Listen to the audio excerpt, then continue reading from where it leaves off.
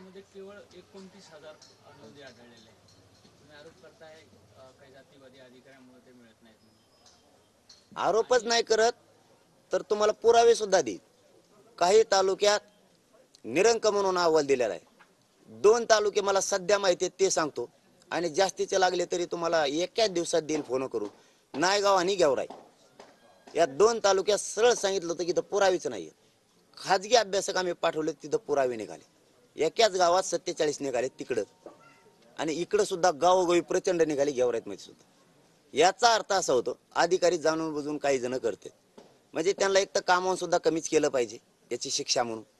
कारण त्यांनी अधिकाऱ्यांना जात नसली पाहिजे. तरी तो जर जात ते दाढ व्यायंत असला तर नांदेड झालं, लातूर झाला आणि संभाजीनगर बीड याच्यात प्रचंड कमी आहेत.